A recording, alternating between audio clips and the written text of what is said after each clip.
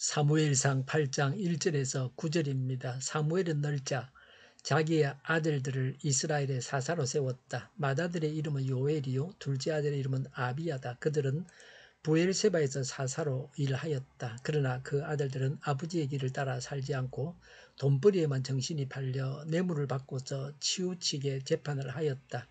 그래서 이스라엘의 모든 장로가 모여서 라마로 사무엘을 찾아갔다. 그들이 사무엘에게 말하였다. 보십시오. 어른께서는 늙으셨고 아드님들은 어른께서 걸어오신 그 길을 따라 살지 않습니다. 그러므로 이제 모든 이방 나라들처럼 우리에게 왕을 세워주셔서 왕이 우리를 다스리게 하여 주십시오. 그러나 사무엘은 왕을 세워 다스리게 해달라는 장로들의 말에 마음이 상하여 주님께 기도를 드렸더니 주님께서 사무엘에게 말씀하셨다. 백성이 너에게 한 말을 다 들어주어라. 그들이 너를 버린 것이 아니라 나를 버려서 자기들의 왕이 되지 못하게 한 것이다. 그들은 내가 이집트에서 데리고 온 날부터 오늘까지 하는 일마다 그렇게 하여 나를 버리고 다른 신들을 섬기더니 너에게도 그렇게 하고 있다. 그러니 너는 이제 그들의 말을 들어주되 엄히 경고하여 그들을 다스릴 왕의 권한이 어떠한 것인지를 알려주어라. 아멘. 본래 사사 제도는 세습화되지 않습니다. 아버지가 사사라고 해서 그 아들이 사사가 되는 것은 아닙니다. 하나님께서 필요에 따라서 그때그때 지명하여서 사사를 세우셨습니다. 1절에 그 아들들을 사사로 세웠다고 하는 것은 정식으로 사사로 세웠다고 하는 것입니다. 자신을 보조하는 자로 세웠다고 하는 겁니다. 정식 사사가 아니고 보조자로 세운 겁니다. 자신의 일이 힘들 때 일을 나누어서 하는 것은 지혜롭습니다. 출애굽기 18장 13절에서 26절에 모세도 장인의 조언에 따라 지도자들을 세웠습니다. 2절에 사무엘의 아들들이 다스렸다는 부엘세바는 이스라엘의 남쪽 경계 지역입니다. 사무엘이 있는 곳에서 80km 떨어졌습니다. 그래서 늙은 사무엘이 직접 직무를 감당하기가 어려웠습니다. 백성들은 왕이 필요하다고 했습니다. 표면적인 이유는 사무엘이 늙었고 그 아들들은 부패했다는 겁니다. 얼마나 부패했습니까? 3절에 보니까 그 아버지의 길을 따라 살지 않았습니다. 좋은 아버지의 모범을 따라가면 좋을 텐데 그렇게 하지 않았습니다. 부모의 모범이 자녀에게 미치는 영향이 큽니다. 그런데 사무엘의 아들들은 아버지를 따라서 하지 않았습니다. 3절에 돈벌이에만 정신이 팔렸습니다. 뇌물을 받고 치우치게 재판을 했습니다. 돈만 있으면 양반이 되고 상전이 되는 세상에 경종을 울리는 말씀입니다. 돈벌이에만 정신이 팔리면 안 됩니다. 자녀 교육도 뒷전이고 신앙생활도 뒷전이고 오직 돈돈하면서 사는 우리에게 하시는 말씀입니다. 오늘 말씀에 나오는 사무엘의 아들들 같은 사람들이 우리 주위에 얼마나 많습니까?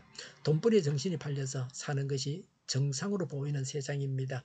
돈과는 무관하게 살아가는 것이 이상하게 보입니다. 교회 안에서 그러합니다. 교회 지도자라고 해서 다를 게 없습니다. 교회 내의 선거를 보면 교회가 세상보다 더 타락했습니다. 불신 세상에서는 정치인들에게 식사 대접이라도 받으면 50배 벌금을 물어야 합니다. 그런데 교회 안에는 그런 일들이 버젓하게 행해지고 있습니다. 식사 대접하면서 인사라고 하고 성이라고 합니다. 돈이 없는 사람은 중직이 오를 수 없습니다. 하나님께서 진노하시는 것이 두렵습니다. 뇌물 받고 재판을 마음대로 하는 것은 누구나 다 아는 바입니다. 유전 무죄고 무전 유죄라고 하지 않습니까? 하나님의 정의로 백성을 다스려야 하는 위치에서 저지른 죄악이라 그 미친 배단이 컸습니다. 백성들로부터 불신을 사게 되어 왕정체제를 요구하게 했습니다. 그러니까 사무엘에게도 문제가 있어 보입니다. 실제적인 이유입니다. 하나님을 신뢰하지 못해서 그런 요구를 했습니다.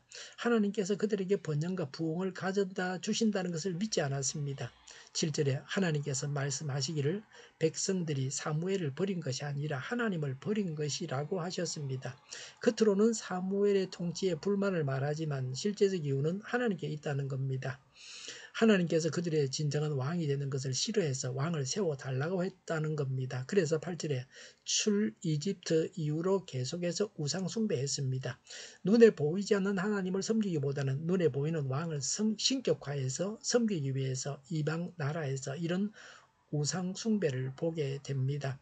왕정제도의 강력함만을 선망하였던 것입니다.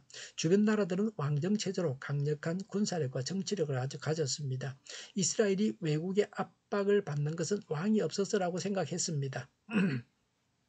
신정체제냐 왕정체제냐 하는 통치 형태에서 압박받는 원인을 찾으려고 한 것이 잘못입니다.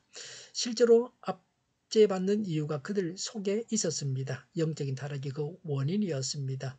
사무엘에게도 또 백성들에게도 문제는 다 있었습니다. 사무엘의 문제 해결 방법입니다. 백성들의 비유를 맞추려고 하지 않았습니다. 아론은 백성들에게 호감을 사려고 우상을 만들었습니다. 사무엘은 백성들이 하자는 대로 해서 백성들의 비유를 맞추려고 하지 않았습니다. 6절에 사무엘은 장로들이 왕을 세워달라는 요구에 마음이 상했습니다. 그러나 자신의 생각을 절대시하지 않고 기도했습니다. 그의 겸손을 보게 됩니다. 6절에 하나님께 기도했습니다. 사무엘은 하나님의 주권을 인정하고 하나님을 백성보다 더 의식하고 백성을 진정시키고 즐겁게 하겠다는 자세로 그들을 대하지 않았습니다. 하나님은 즉각적으로 응답하셨습니다. 9절에 하나님은 왕을 세워주라고 하셨습니다. 왕정체제 자체가 나쁜 것은 아니었습니다. 그래서 허락하셨습니다. 9절에 왕의 근한을 알려주어 경고하라고 하셨습니다. 전제군주 제도의 위험성과 그 고통을 예고하셨습니다. 사람을 왕으로 세우면 부작용이 있습니다. 행복하게 살려면 하나님을 나의 왕, 나의 주인으로 삼고 하나님께 복종해야 합니다. 이것만이 중요합니다. 기도하겠습니다. 하나님을 왕으로 주인으로 모시고 오늘도 살아가겠습니다. 정의가 강물처럼 흘러가게 하여 주시옵소서. 교회가 분열되지 않고 하나가 되게 하여 주시옵소서. 교회가 한 목소리를 내게 하옵소서.